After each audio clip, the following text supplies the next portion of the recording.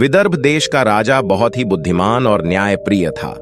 उसके पास एक हिमशुक नाम का अद्भुत तोता था।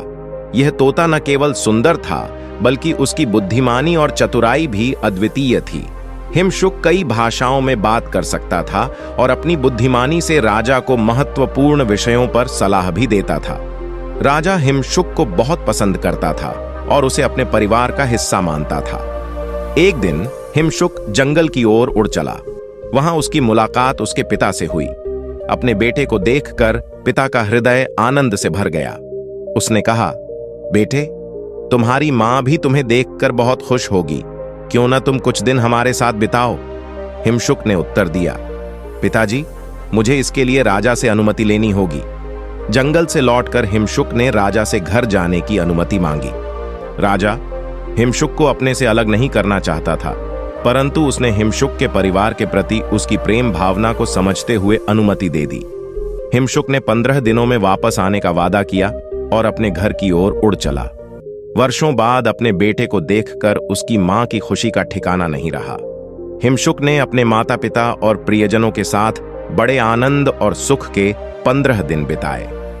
15 दिनों के बाद जब हिमशुक राजा के पास लौटने लगा तो उसके पिता ने राजा के लिए एक विशेष उपहार दिया, एक पहाड़ी अमर फल। इस फल को खाने से राजा मरता नहीं और हमेशा जवान बना रहता। हिमशुक इस अनमोल फल को लेकर राजा के महल की ओर रवाना हुआ, लेकिन रात हो जाने के कारण उसने एक पेड़ की डाल पर रुकने का निर्णय लिया। रात होने के कारण हिमशुक ने एक पेड़ की डाल पर बैठकर रात बिताने का निश्चय किया, लेकिन इससे पहले उसने उस कीमती अमर फल को किसी सुरक्षित स्थान पर रखने का सोचा। संयोग से उसे पेड़ के तने में एक खोखला स्थान मिला। उसने उसी खोखले स्थान में अमर फल को रख दिया और खुद एक डाल पर विश्राम करने लगा। उस खोखले स्थान में एक जहरीला सांप रहता था। जब सांप ने उस अमर फल को देखा तो उसने उस पर अपने दांत गड़ा दी। फलत वह फल जहरीला हो गया। दूसरे दिन हिमशुक उस फल को लेकर अपने सफर पर चल पड़ा। राजमहल पहुंचकर उसने वह अमर फल राजा को दिया। राजा उस अमर फल को पाकर बहुत खुश हुआ और उसने फैसला किया कि वह इस फल को खाने से पहले एक दरबार करेगा। दरबार में राजा ने सभी मंत्री और राज परिवार के सदस्यों को बुलाया।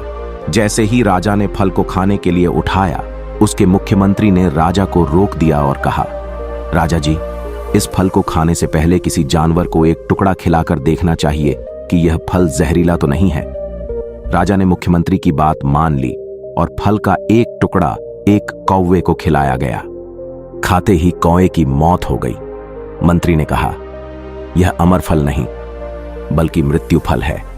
इससे स्पष्ट होता है कि हिमशुक आपको मारने की कोशिश कर रहा है। राजा गुस्से में आग बबूला हो गया और उसने तुरंत हिमशुक को मार डालने का आदेश दे दिया। राजा ने फल को नगर के बाहर एक गड्ढे में दबा देने का आदेश दिया। हिमशुक को मारने के बाद राजा का गुस्सा शांत हुआ और उसने उस जहरीले फल को नगर के बाहर एक गड्ढे में दबा देने का आदेश दिया। कुछ दिनों बाद उस फल का बीज अंकुरित हुआ और वहां एक पूरा पेड़ उग आया। उस पेड़ पर सुंदर, चमकीले और सुनहरे फल लगने लगे। हालांकि मृत्यु के भय से कोई भी उन फलों को खाने की हिम्मत नहीं करता था। उसी नगर में एक बूढ़ा और बुढ़िया रहते थे। उनके पास कोई मददगार नहीं था और बुढ़ापे के कारण उनका जीवन बहुत कष्टमय था। वे रोजमर्रा की जिंदगी से बहुत परेशान थे और सोचते थे कि जीने से मर जाना ही बेहतर है। एक रात बूढ़ा उस पेड़ के पास गया और वहां से 2 फल तोड़कर घर ले आया। बूढ़ा और बुढ़िया दोनों ने एक एक फल खा लिया। उस फल को खाते ही एक अद्भुत घटना घटी। दोनों अचानक जवान हो गए और उनके शरीर में नई ऊर्जा का संचार हो गया। वे दोनों हैरान और खुश थे। उनके जीवन में एक नई शुरुआत हुई। जब इस घटना की खबर राजा तक पहुंची तो वह बहुत चकित हुआ और खुद बूढ़ा और बुढ़िया को देखने गया। जब उसने उन्हें देखा और उनकी कहानी सुनी तो उसे विश्वास हो गया कि हिमशुक ने जो फल लाया था वह असली अमर फल था। राजा को जब यह एहसास हुआ कि हिमशुक ने सचमुच असली अमर फल लाया था तो वह अपने किए पर बहुत पछताया।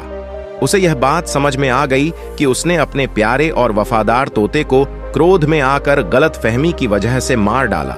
राजा ने सोचा कि अगर उसने पहले ही फल की जांच अच्छे से करवा ली होती तो हिमशुक आज जीवित होता और उसके साथ होता। राजा ने नगरवासियों के सामने यह बात स्वीकार की और अपनी गलती मानी। उसने कहा, मैंने क्रोध और अधूरी जानकारी के कारण हिमशुक को मारने का घोर अपराध किया है। हमें किसी भी अपराधी को दंड देने से पहले पूरी जांच पड़ताल करनी चाहिए और सच्चाई का पता लगाना चाहिए। इस घटना से राजा ने एक महत्वपूर्ण सबक सीखा और अपने राज्य के प्रशासन में और भी अधिक न्याय और विवेकपूर्ण निर्णय लेने का संकल्प लिया। उसने अपने छोटे राजकुमार को भी यह सिखाया कि कभी भी जल्दबाजी में निर्णय नहीं लेना चाहिए और हमेशा सच की जांच करनी चाहिए। राजा ने अपने छोटे राजकुमार को अपना उत्तराधिकारी बना दिया ताकि वह भविष्य में इस तरह की गलतियों से बच सके और न्यायपूर्ण शासन कर सके। इस घटना ने न केवल राजा को बल्कि पूरे राज्य को यह सीख दी कि सत्य की जांच किए बिना किसी निष्कर्ष पर नहीं पहुंचना चाहिए। इस तरह हिमशुक की कहानी हमेशा के लिए विदर्भ देश के लोगों के दिलों में बसी रही और उसे याद करते हुए वे हमेशा सच्चाई और न्याय की राह पर चलने का प्रयास करते रहे। कृपया इस कहानी को अपने बच्चों और अपने दोस्तों के साथ जरूर शेयर करें और आपको सकारात्मक बनाए रखने की मेरी इस मेहनत को लाइक करें और होवर फैक्ट्स को सब्सक्राइब करें। धन्यवाद।